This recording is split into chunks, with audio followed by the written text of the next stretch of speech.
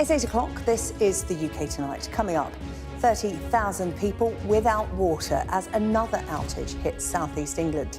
It's affecting Kent and Sussex, with scores of businesses forced to close. It's being blamed on the cold weather, causing burst pipes and a power cut at pumping plants.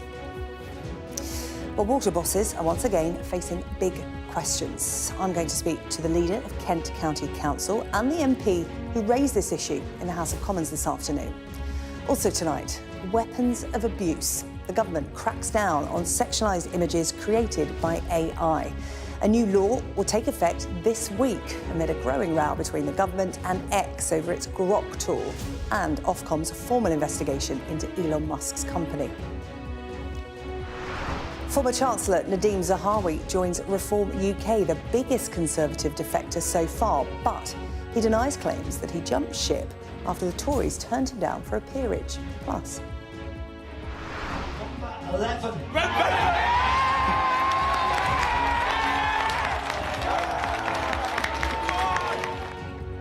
We'll hear from the players of FA Cup giant killers Macclesfield FC after they found out they've got another Premier League opponent in the fourth round. All that to come and much more on the UK Tonight.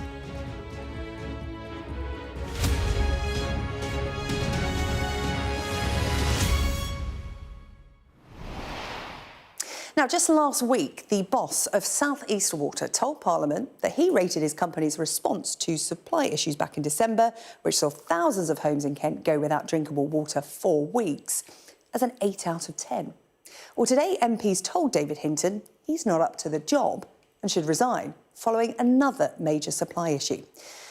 Around 30,000 homes, businesses and schools are currently without water in Kent and Sussex, with a major incident declared by local authorities. South East Water blaming cold weather that caused burst pipes and power cuts. Sky correspondent Molly Malone has our first report tonight. Queuing up for the basics, a major incident declared as tens of thousands of people across Kent and Sussex started the week without water.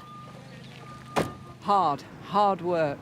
Flush the toilet once takes 3 bottles of water for one person. Basic hygiene, everything. It affects everything. We haven't had water, like I say, since midnight, Friday, Saturday morning. So Quite frustrating. Yeah. It's this area, East Grinstead, that's most heavily impacted, with 16,500 people without a supply. Some of the people turning up here haven't had any water for 3 days, and they're fed up. So You're not working with that, are you? No, nothing at all now. Hannah runs a hair salon, a business that relies on water. And absolutely no water? Yeah, absolutely nothing. So, yeah, nothing. The weekends are her busiest time. No water meant cancelled clients. I mean, it's caused a massive impact for us. We never close it. It's our complete last resort. But having no water means we can't operate. We could offer haircuts, but most people want colours done, and obviously we can't wash colour off if we have no running water. We could use bottled water, but that's not enough to get a colour off.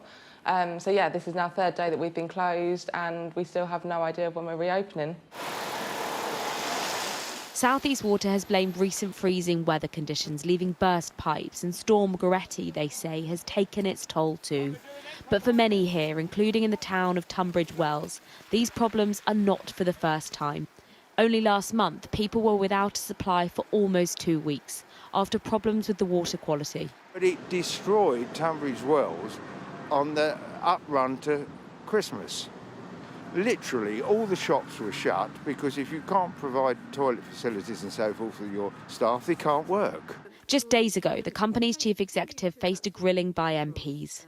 What mark would you give yourself and your company out of 10 for your handling of that incident?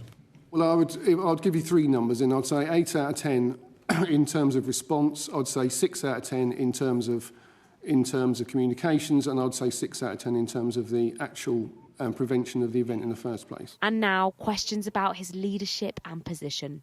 Look, I think the problem at the moment is that people are not sure whether this leadership can take them through the problems that they're experiencing today. In a statement, South East Water said they're incredibly sorry to all customers and businesses who've been impacted by this and are doing all they can to restore supplies as soon as possible. They said we're also supporting hospitals with tankers and providing bottled water for care homes, schools, medical care providers and to support livestock. So you've had some messages from South East Water? Yeah, For now, people are hoping for news, with some suggestions they could still be waiting days. It's not yet clear when they'll be able to get back to work, to school, or even have a wash. Molly Malone, Sky News in East Grinstead. Well, I'm joined now by Lyndon Kemcaran, leader of Kent County Council. Really good of you to join us this evening. This situation, this second time there's been an outage in your area, started developing at the end of last week. What's happening this evening? Well, this evening it is still a fast-moving situation. Just before I left the office an hour or so ago, I had a last-minute update from our Gold Command, because KCC is chairing the Kent and Medway Resilience Forum, and I was informed that while some areas now have water restored, other areas are losing their supply or losing their pressure to such an extent that they can't run their taps properly. So it is still a fast-moving situation. It's incredibly frustrating because, of course, we can't advise people when they might expect to get their water restored. So at the moment, everybody feels a little bit helpless. Yeah, it's a really confusing picture from what we've been hearing from people in Kent, Sussex, West Sussex as well, in terms of the water isn't just out, it's intermittent. It will come back, then it will go off again. So it's a really confusing picture that people have, whether it's businesses, schools, homes, nobody knows what is happening. What kind of communication have you had from South East Water? Because the head of South East Water himself, when he was in front of MPs, gave their comms 6 out of 10 at best. Well, I'd love to have a little bit of whatever he's smoking, because I can assure you, from where I'm standing, I would rate them at 2 out of 10.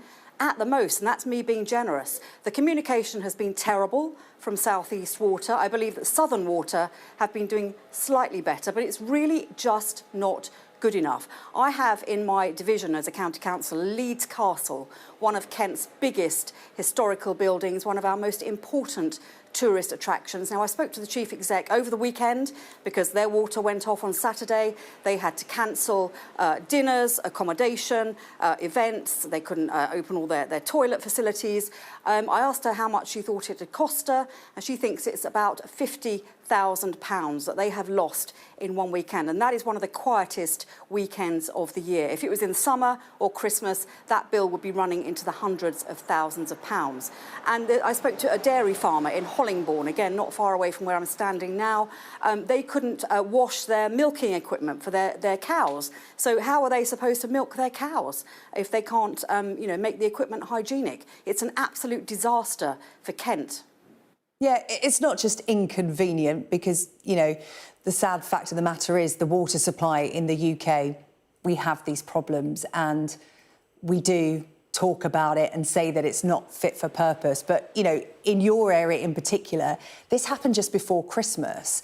And, in that area, some people didn't have water over Christmas. So we're not just talking about an inconvenience here, are we? Talk to me about, some of the people that you've been speaking to, not just businesses, but we're talking schools, homes, the vulnerable. Well, what you're referring to is, of course, Tunbridge Wells. I think about 25,000 properties were without water for 2 weeks. And what was worse, they kept being told by South East Water that the supplies would be restored at midday, at 6 p.m, at 6 a.m. And it just kept on going like that for days. Every day. It's so stressful for them, can you imagine? And, of course, the busiest time for pubs, restaurants, bars, shops, they lost so much money. So I wrote to the government to demand proper compensation for the residents of Tunbridge Wells. What's happened now, again, Kent has been hit by the lack of planning, the lack of investment, the lack of resilience by South East Water. I mean, it's an absolute disgrace. And I'm really worried that we're going to have to up our resilience planning in Kent County Council to cope with this happening again. Because what I'm hearing from the water bosses is not filling me with confidence. We've had 7 schools shut today. The children are meant to be taking their mock exams. I mean, it's just a disaster. It's bad enough if you can't get up and have a hot shower in the morning, but for schools to have to shut, for care home residents to be affected, I mean, the ripple effect of this is just so wide and so damaging for so many of my residents here in Kent. and nobody can be sure or have any confidence that anything's going to return back to normal anytime soon. If you could speak to the head of South East Water, what would you say to him? I would ask him to be considering his position, quite frankly. Before Christmas, there were calls for him to be losing his job. I held back from jumping on that particular bandwagon. But right now, I think that Mr Hinton really needs to take a good, hard look at himself and ask, is he up to the job? Can he guarantee that my residents here in Kent won't be affected like this again? And what is he doing to earn his massive salary? When is he going to start investing properly in the service that he provides? Because we don't have a choice where we get our water supply from. It's not as if we can leave one company and join another. It's a monopoly. He takes our money, whether we like it or not. And at the moment, I'm not sure that he's offering very good value for money at all. Yeah, a lot of people have been saying, look, you know, we know the UK's water infrastructure isn't up to the job, and we've known that for some time now, and, you know, people are feeling the effects of it. You know, I'm just looking at shots now of cars pulling up to the various water stations that have been set up to get supplies for the next 24, 48 hours. In terms of the water companies, I mean, trying to speak to the head of the water company is one thing, to find out what's going on. Again, we're not getting very clear communication. We're certainly not talking to the head of South East Water tonight, the chief exec, David Hinton. We have asked for an interview. We haven't been given one, and, you know, he hasn't given an interview, as far as I'm aware, since, you know, since this all started happening. But in terms of what more the government can do, I'm going to speak to the Conservative MP for East Grinstead and Uckfield, Mim Davies, shortly. She raised this matter, an urgent question in the House of Commons earlier today.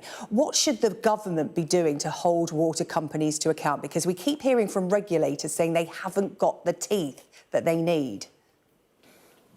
Well, the government clearly needs to give the water regulator the tools it needs in its armoury to tackle this problem at source. Now, I think what's been happening since water companies were effectively privatised, lots of water bosses have been making a pretty penny off the fact that customers have to pay the bills. They have no choice. They can't bargain about how much they pay. They just have to pay the rate that is set. And as I understand it, what they've not been doing is investing properly in the pumping stations, the pipe work, making sure that leakages don't happen when we get a combination of bad weather, as we did last week with the prolonged freezing spell and the storm that swept in. We live in England, you know, we're used to this weather. We should be used to the fact it's winter and we can have 5 different types of weather in 1 week, which we did last week. We need to be able to plan. The infrastructure needs to be better. It needs to be brought up to date. The fact we get a drought in the summer and suddenly there's no storage in the reservoirs. You know, why are the water companies not investing more in better water storage, better water pumping, better water provision, and making those pipes less likely to leak? I mean, it's an absolute joke. There's something very, very wrong with the system, the way that it is. So I'll be writing to government again to demand better for the people in Kent. It's just not fair that we're having to suffer this again within a month. Yeah, I mean, you're voicing the anger of, you know, tens of thousands of people in your area tonight. Linda Kemp-Carran, leader of Kent County Council, really appreciate you coming onto the programme tonight. Let's head to Westminster to speak to the MP, the Conservative MP for East Grinstead and Uckfield, severely affected since last Friday. She is Mims Davies. Mims, really good to talk to you tonight. I'm just hearing there from the leader of Kent County Council, who was essentially saying, you know, how are water companies getting away with this, putting profits over people? We're seeing the result of that this weekend. Well, this weekend we are seeing exactly the fragility in the system, which my constituents, businesses, schools, people need to go about their daily lives, cannot do the basics, which is turn on their taps.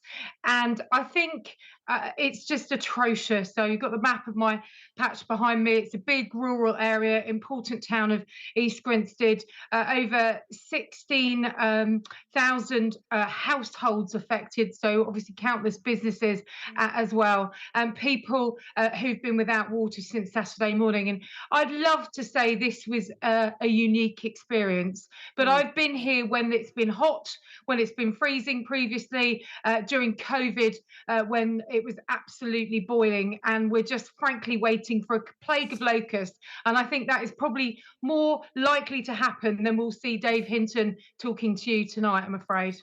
Yeah, I mean, we are going to keep trying because, you know, anecdotally, I live in the area. I live in East Sussex. I hear this from people on the daily. My kids were sent home from school today because there was no water. You know, I know the anger, and I know people want to hear from David Hinton, and we will keep trying. But there is a pattern. You know, we're not the only area that's been affected in the UK. This happens with water companies nationwide. And again, you know, we rarely hear from the heads of those water companies. How is that allowed to happen? How can the government get tougher on the bosses of these companies? Because this is public infrastructure here. Water is not a luxury, it is a necessity.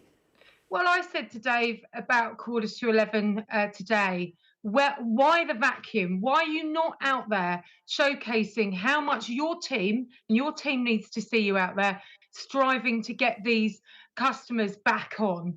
Because I know people are working hard, and I know there are various circumstances beyond control, but I've tried not to make this weekend about heads rolling, but about taps being back on and people, you know, not being sent home for school. It's exam season, you know, people getting tests and getting ready for the summer GCSEs, etc. You know, nurseries closed, we've had hospitals impact, and actually livestock, people with loved animals, you know, with businesses who have been worried about that. How are things going to change if there isn't proper accountability? The Chief Inspector of the Drinking Water Inspectorate gave evidence to MPs just after the head of South East Water did a few weeks ago.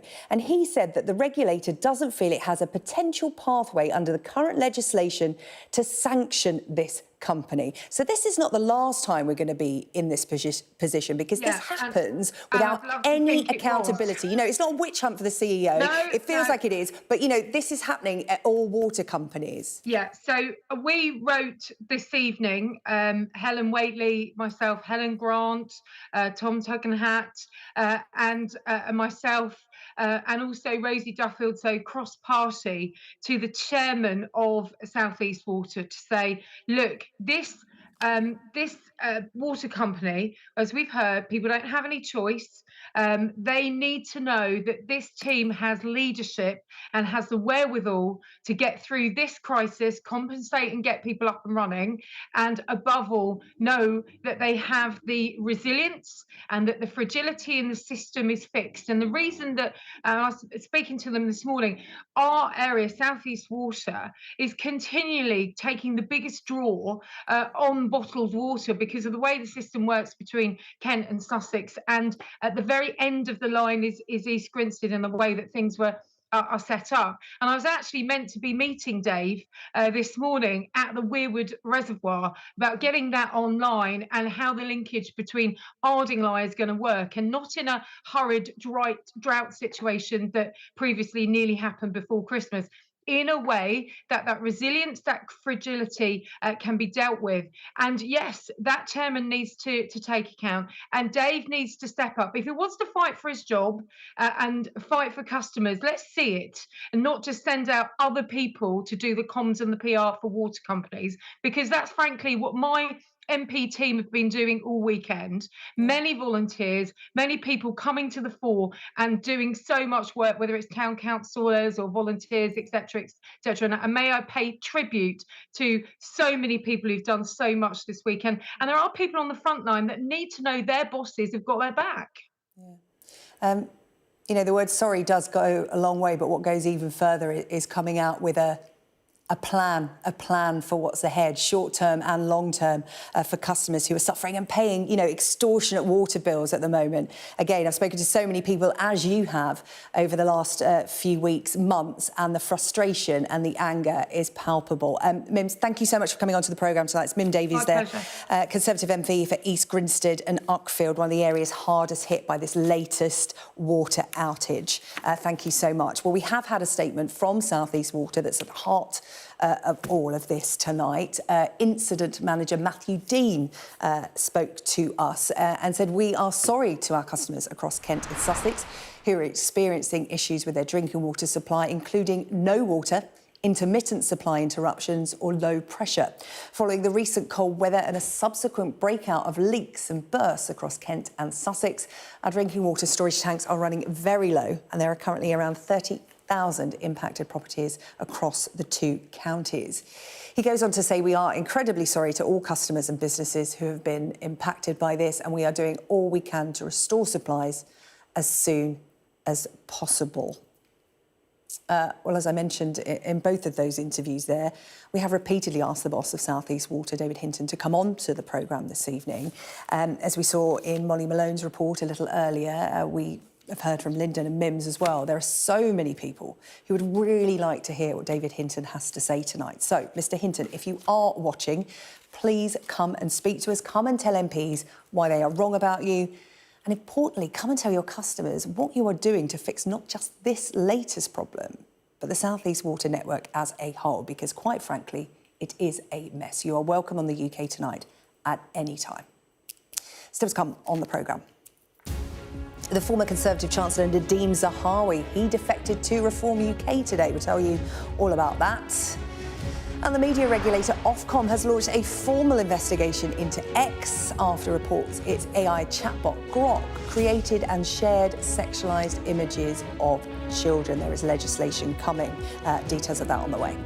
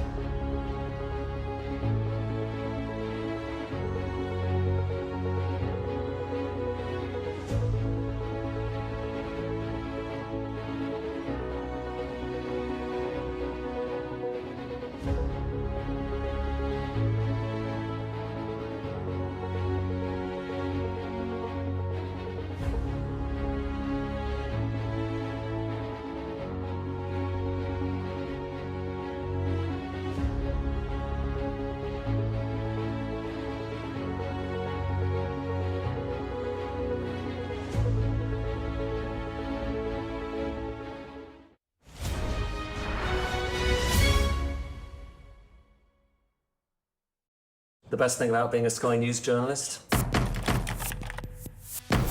going to take you behind the scenes here for Election Night Live. They have gone up and up. Being a Sky News journalist.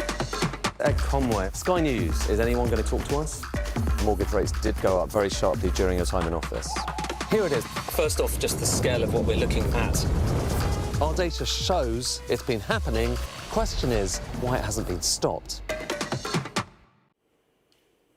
Now, the government says creating non-consensual intimate images, in other words, using AI to make sexualised photos of somebody, will become a criminal offence this week. Now, it comes after the media regulator Ofcom announced a formal investigation into X and its AI tool called Grok, demanding that Elon Musk's company set out what it is doing to keep UK users safe. Our political correspondent Amanda Acas has this report. Sexualised images of young girls, women in bikinis bloodied and gagged. These kinds of deepfake images made by X's AI chatbot Grok can't be shown on TV.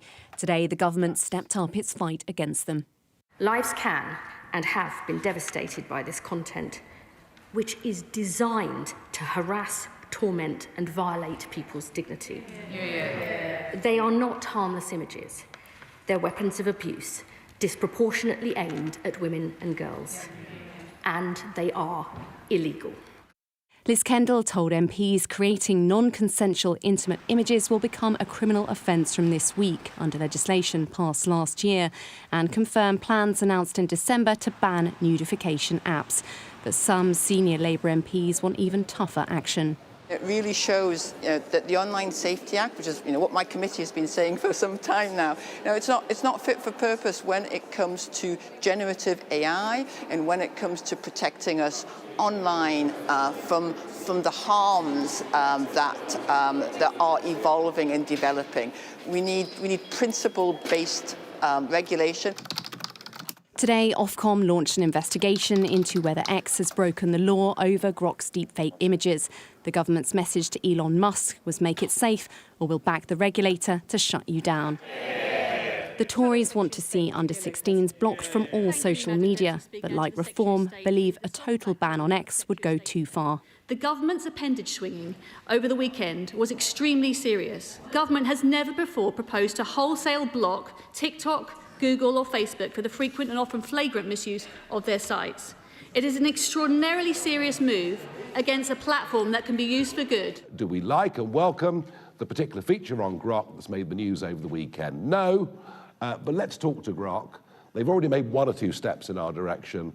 My fear is we'll end up suppressing Grok and further suppressing free speech. Last week, the Prime Minister described these images as disgusting and disgraceful. X responded by limiting its image creation service to paying subscribers whose personal data it holds, a move condemned by the government as insulting. Elon Musk hit back, sharing deepfakes of Sir Keir Starmer in a bikini and arguing they just want to suppress free speech. There are clear diplomatic ramifications to this row with an American company, given the delicate state of the special relationship. Closer to home, some MPs would like to see the government come off X altogether. With technology changing so quickly, politicians are struggling to keep up. Amanda Akas, Sky News, Westminster. Yeah, well, it is fast-moving, isn't it? Let's bring in our science and technology reporter, Mickey Carroll, who has to keep up with it all. Mickey, this move today, is this being seen as another step towards an outright ban on X in the UK? I mean, sort of yes and no. We're now further along the road that could see X being banned here, but that's a very long road. So Ofcom's formal investigation, that seems the kind of most likely route that would end up seeing X being banned. So they'll first of all have to take a number of steps before they could even consider that. So their investigation will look at whether X ran proper risk assessments when it launched the ability for people to use Grok to edit public images, whether they kind of ran the risk assessments of people then being able to create and share illegal content like this. They'll also check whether X acted swiftly enough to take down illegal content and particularly stop UK users and children from seeing it. And if they find X wanting in that case, they're still not at the point where they ban X, then they can fine them. They can fine them £18 million or 10% of their global revenue, whichever is bigger, and they can demand that they make changes. Then, if nothing happens, then they can start to consider banning X. But as we just heard, that's a really significant step that would be quite a difficult step for Keir Starmer's government to take. The Trump administration has been incredibly critical of the Online Safety Act and of the regulators putting kind of imposing on US companies from the UK. And so it would be a kind of a political hot potato for Starmer to take on. Now, the new rules that were announced by Liz Kendall this afternoon, one of those in particular could also impact X. So there were two new rules that she announced. She announced the bringing forward of it being illegal to create these images. And then the second one, the banning of nudifying apps. We knew that was coming, but she's kind of reinforced that announcement. That potentially would be where X could see a problem, because you can guarantee that the regulators now will be taking a long, hard look at Grok as soon as that law comes into force to make sure that it's not breaching those new rules. Mickey, thank you. Mickey Carroll with the latest on that. More to come throughout the course of the evening here on Sky News. Now, the former Conservative Chancellor, Nadhim Zahawi, defected to Reform UK today. The former Vaccines Minister saying that Britain is drinking at the last chance saloon and needs Nigel Farage as Prime Minister. However, he was forced to deny reports that he left the Conservative Party because it refused to grant him a peerage. Our political correspondent Rob Powell has this report. A big political voice of the past, now joining the self-styled party of the future. Britain needs Nigel Farage as Prime Minister. A once self-declared lifelong Conservative, now hitting out at the failures of the political mainstream. How many of you at home have thought to yourselves that nothing works today? I know I have, and I have it a damn sight easier than most people. That is why I'm standing here today as the newest member of Reform UK. Vaccines Minister during the pandemic, Nadhim Zahawi won praise for the rollout, but there are also awkward questions. Former Vaccines Minister, how do you feel about Reform giving a platform to a vaccine conspiracy theorist at their conference? We believe in free speech. We gave a platform to somebody. I was asking Mr. Zahawi. Who was nothing Mr. to do with that. Well, he wouldn't know the answer to this, would he? Well, he can. He wouldn't know the feelings answer. on it, There's though, no can't reason why he should. I wouldn't be sitting next to Nigel if he thought that what we did on vaccine was in some way a failure. Quite the opposite. There's been bad blood too, with Nadhim Zahawi calling Nigel Farage racist in 2015 and the Reform leader criticising his new colleague too. In 2022, when Nadhim Zahawi was appointed Chancellor, you said, "I thought Zahawi had principles, but tonight we learned all he's interested in is climbing that greasy pole." Are you now greasing that pole for your new colleague? Well, if you see, I very publicly said I'm a big supporter of this guy, and I actually, there was a period of time when I thought, perhaps, if he became the leader of the Conservative Party, things might start to look a little different. A former Chancellor, Nadhim Zahawi certainly brings experience, clout and connections to Reform, but he has baggage after being sacked as Tory chairman in a row over unpaid taxes. He'll join plenty of others from his old party, almost 24 that have jumped ship to Reform so far. This is Reform's biggest Tory defection so far, but there's a risk to Nigel Farage in accepting so many ex-Conservatives. After all, can you claim to be a new force in politics if you're taking on so many old politicians? I guess we're off to a great start. If only. Conservatives today accuse their former chairman of walking out after not being put into the House of Lords, something he denies. Well, it's very clear. Nadhim Zahawi approached a number of people within the Conservative Party to ask for a peerage, to press his case for a peerage. Kemi Badenoch was very clear at all points that would have been the wrong thing for the party, and so therefore the wrong thing to do. Plenty to smile about for a party leader riding high and his new colleague trying to spy one more way back to the top. Rob Powell, Sky News in Westminster. Still to come on the UK tonight, the Foreign Secretary labels the killing of protesters in Iran as horrific and calls on the government there to end the violence.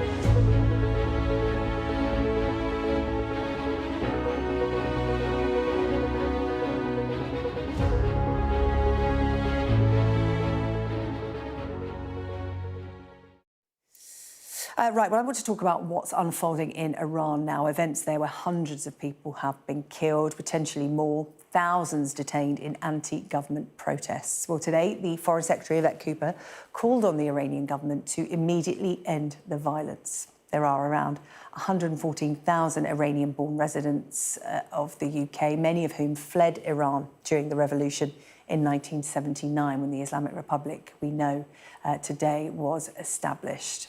Well, I'm very pleased to say that I'm joined now by British-Iranian campaigner Layla Jazayeri. Layla, really good of you to come in tonight to talk to us about what is unfolding in Iran, seemingly behind closed doors now, because there's been a complete blackout from Iran for the last few days. And this has been simmering away for some weeks now. Your understanding of what's unfolding away from the eyes of the rest of the world? Thank you for having me on. Let me tell you that according to the network of the main democratic opposition group, the National Council of Resistance of Iran, the number of martyrs exceeds 3,000. And so it's potentially more than 3,000 have been killed in these protests. This is the information obtained by the network of the main opposition. Because, of course, the information we are getting is from the regime in terms of numbers they killed. obtained this information from investigation, local sources, coroner's office, families who lost their loved ones, and families of those disappeared in 196 cities. Maryam Rajabi, the president-elect of the opposition, she actually called this a massive crime against humanity and called on Europe and our government here to stand with the Iranian people and take practical steps in order to help them. What does that mean? That means, you know, they could condemn it on paper. Everybody condemn human rights violation, killing. But what we need, it needs to be done, as Madam Rajabi said, for Europe to impose the long-delayed prescription of IRGC. Second, and what kind of difference would that make for those who are just sort of tuning into what's happening in Iran, if you like? What difference would that make? Because again, when you talk about practical help and then you say on paper, for people at home watching, like, what practical difference would that make? There are three things that Madam Rajabi asked Europe to do: prescription of IRGC, closing down the embassies and all places linked to the embassies of the regime, and removing the officials and unofficial agents of the regime lobbying for the regime. These are practical steps. Look, IRGC... Removing any kind of legitimacy or any kind of connection to the West. Absolutely. This regime that has shut down internet and has committed genocide does not deserve diplomacy. Talk to me about what it is like to be a woman in Iran, because, you know, we have seen these uprisings in Iran before, but this movement that's been unfolding over the last few weeks is very much being seen as led by young people, and in particular women. What's it like to be a woman in Iran in 2026? Please, you asked me that. Maybe we should say what is the difference between this uprising and previous uprising. Yeah. This uprising has got two characteristics. First, very well organized. By who? There is an underground resistance network. Remember in Syria, within 10 days, Assad fall, and we were all shocked. What happened? How? There was an organization in place. It's exactly the same. There are thousands of ordinary people, ordinary Iranians. They are called resistance units. There are thousands of them across Iran, with the women resistance units at the forefront. Their leadership is a woman, Maryam Rajabi. There is a platform. There is a 10-point plan. Everything is ready. That level of organization requires such movement. So it feels different this time, but what does Iran need from the West? So, for example, the United States, we've heard Donald Trump talking about his options, the UK urging the regime to stop the violence, the UK being a little bit more reticent to be as bold as Donald Trump, as is always the case. But what do Iranians need to happen for this to tip the action in your favour, in favour of democracy? Well, again, I want to refer to Madam Rajabi's message. She says very correctly, what determines regime change in Iran is within Iran. It's Iranian people. There is already an organized resistance movement. Actually, the Iranian solution is not military interference. We don't need boots on the ground. We don't need nothing. All we need is the recognition of the rights of the Iranian youth, protesters, the right to defend themselves. That is important. One thing could derail this uprising. Only one thing could defeat this uprising. Massacre, killing, none of that, because people have lost everything. They have nothing else to lose. They are determined to get rid of this regime. One thing could defeat it. What is that? This time the regime is not just using violence, it's using a vile conspiracy through manufacturing support and chanting for the former dictator's son, Reza Pahlavi. Because in Iran, he has no threat to the regime. He's nobody. He has no structure, no plan, no popularity. So as long as the people do not say, down with Khamenei, down with the dictator, they can chant for him. You see, by that, the regime is trying to poison the uprising from within, divide the people. And nobody goes to this street, risk their life for another dictator to come to power. The point is, this time, the Iranian people want a free, democratic, pluralistic, secular Iran. They are fed up with 100 years of clerical or monarchical regimes. Well, as you said, it really does feel like it's different this time. And, we watch and we wait. As you said, there's very little information coming out of Iran because of the total blackout of the internet and any information coming later. I really appreciate you coming in tonight to talk to us about this. Leila Jazayeri there, the director of the Association of Anglo-Iranian Women in the UK. Appreciate your time. Thank you.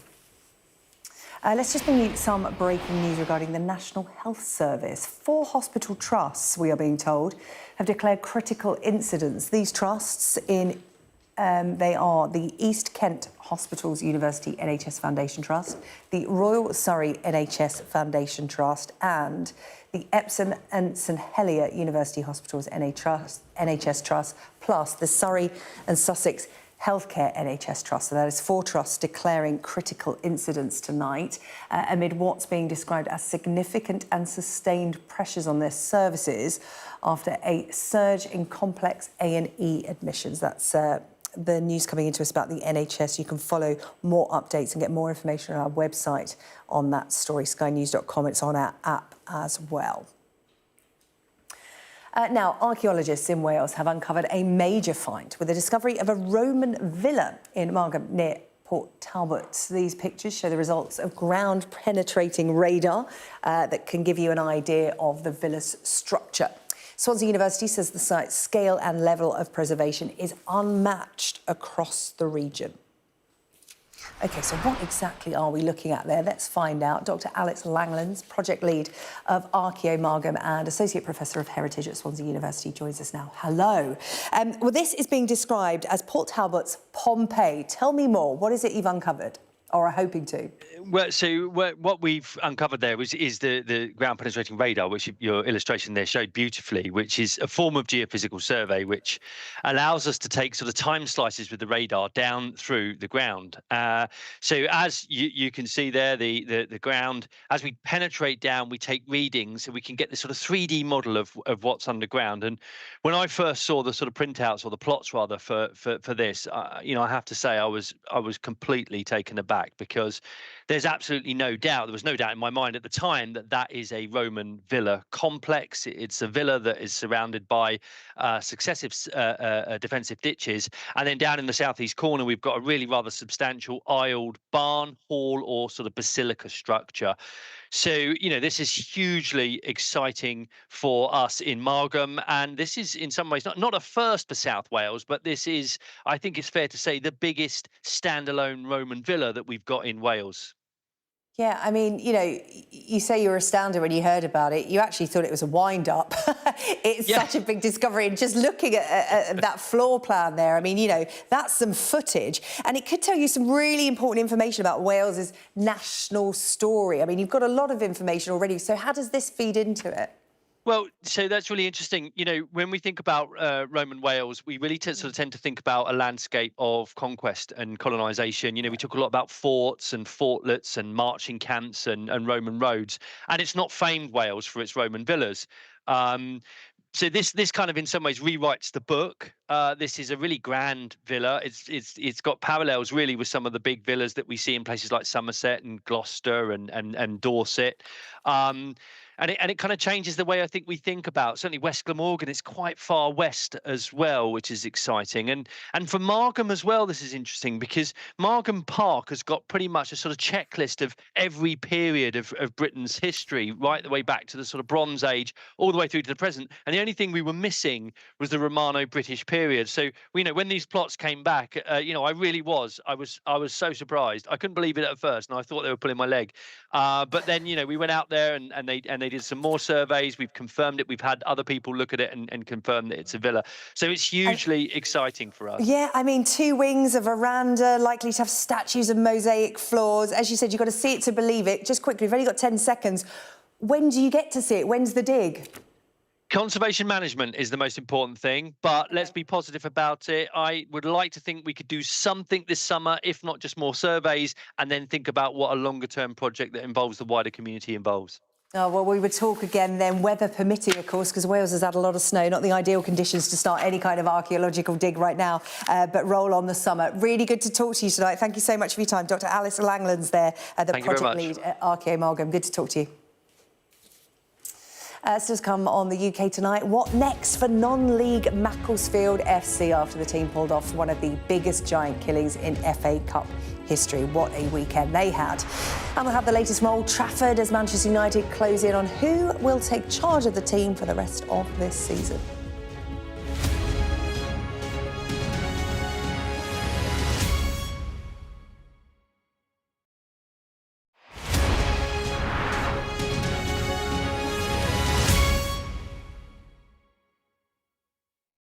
Okay, there's a lot of firing going on. Can you explain to me why? We're journalists, sir.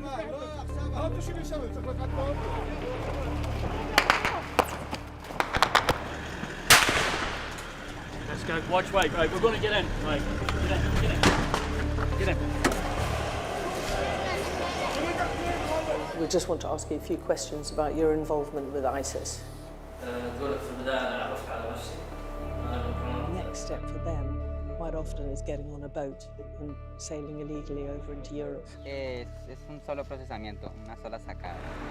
Whoa. Oh my goodness. Whoa. Oh my goodness. If you weren't affected, you'd be a bit of a strange person. Turn off the camera. Turn around and go away. Okay, but listen, I told you 3 times. They saw 2 guys, 2 bad people. There's an absolutely packed dinghy. That is what it's like. Sometimes you have to put in an awful lot of hard work. It's worth doing. I suppose it is what we do. I'm Adam Parsons, Sky's Middle East correspondent. We've just entered Gaza. The vista out there is complete destruction. I'll always remember going into Gaza City during the war. All around us was destruction and the sounds of battle. I witnessed the scars of the October the 7th attacks, burnt out homes, bullet holes in walls and bloodstains on the floor. People were murdered, people were kidnapped. The Israelis insist that many of these prisoners are terrorists, but here the Palestinians consider them a blend of freedom fighters and political prisoners. These are the settlers in waiting, keen to start a new life.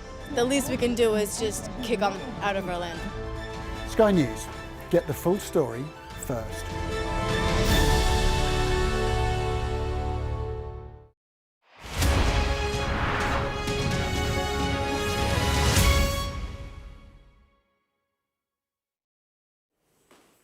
Now, there was a good old-fashioned giant killing in the FA Cup at the weekend. Macclesfield FC from the 6th tier of the football pyramid were 2-1 winners against Crystal Palace, who won the cup last season. And tonight, Macclesfield found out who they will be playing in the 4th round. Number 11.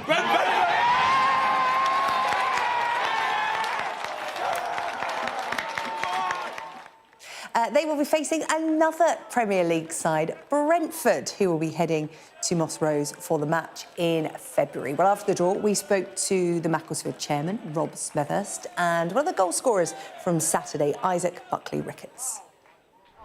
Wow. Wow. All I can say is wow. We've got another chance at home to repeat what we've done before. Another Premier League giant is possibly there for the taking. How important is it to be at home, do you think? Honestly, it's like having an extra player on the team, on the field with us, because the roar you hear from your home fans, they're chanting your name, they're encouraging you, it boosts, it gives you an extra boost, an extra energy.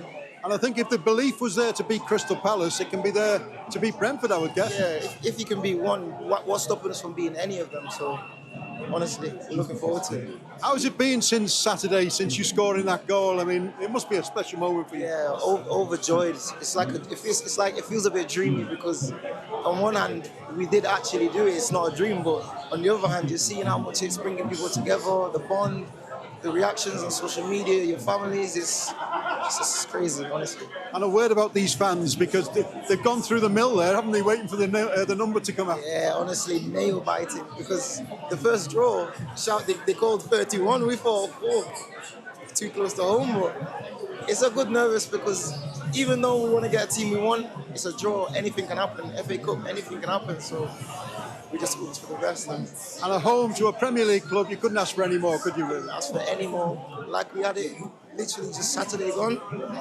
We've got it again, so we go again. Are you ready for Woking tomorrow? Yeah, of course.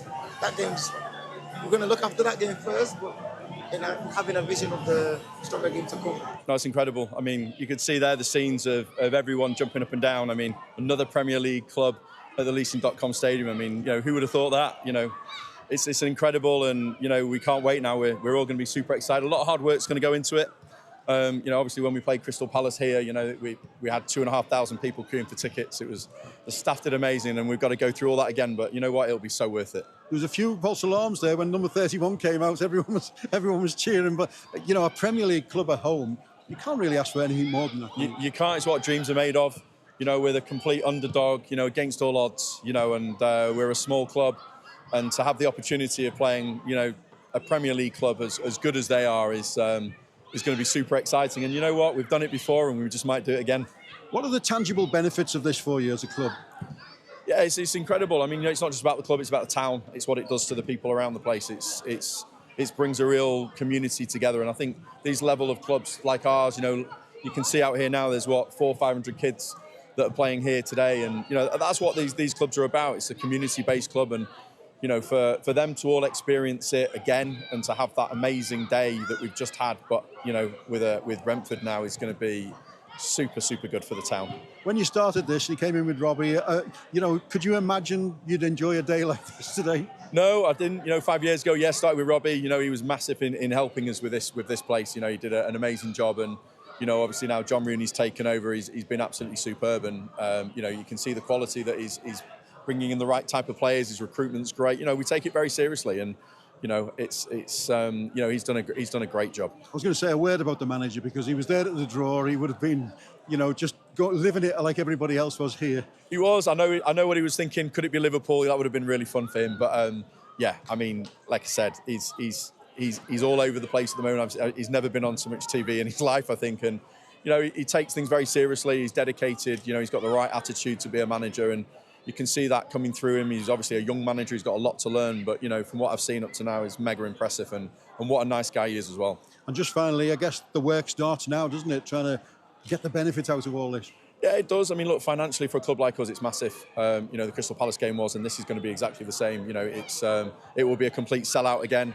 And financially, if we're lucky enough to be on TV again, and everything else that goes with it, that's the kind of money that can help clubs like ours, carry on for the next sort of 2 to 3 years.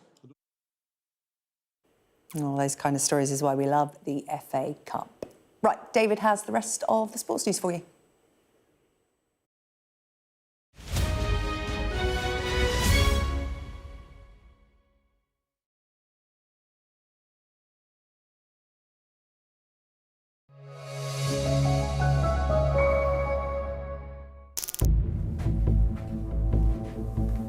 Okay. Are you ready? Yep. 35 prisoners were released from Barlinnie prison this morning, but only one left in a limousine. Duncan spoke about the letters he's had when he was in prison, and that created a bond between Duncan and Everton. It's not just words. I love them, and I'll always love them. It's the story which has gripped Merseyside. Walter Smith's future on the line. The Everton boss apparently close to quitting over the multi-million-pound sale of captain Duncan Ferguson to Newcastle. We were under pressure from the bank to get the overdraft down. It upset me. You try to move on. It's not easy for me. I couldn't rub off my tattoo, could I? The fans adore him. Then all of a sudden, crash bang walla, he's playing with the striped shirt on. A fan had came into the training ground, burst into reception, sat herself on a seat and refused to move until Duncan Ferguson was re-signed. It was a bit of shock once your club.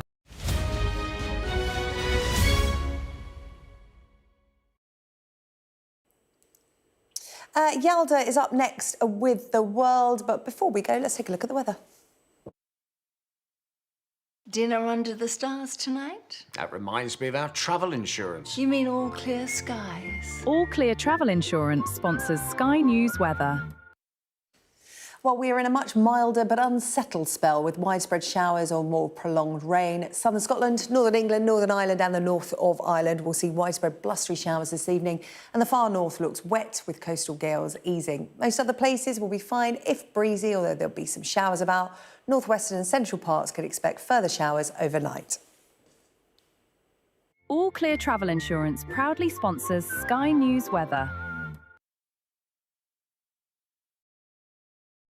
The best thing about being a Sky News journalist? I'm going to take you behind the scenes here for Election Night Live. They have gone up and up. Big Sky News journalist. Ed Conway. Sky News, is anyone going to talk to us? Mortgage rates did go up very sharply during your time in office. Here it is. First off, just the scale of what we're looking at. Our data shows it's been happening. Question is, why it hasn't been stopped.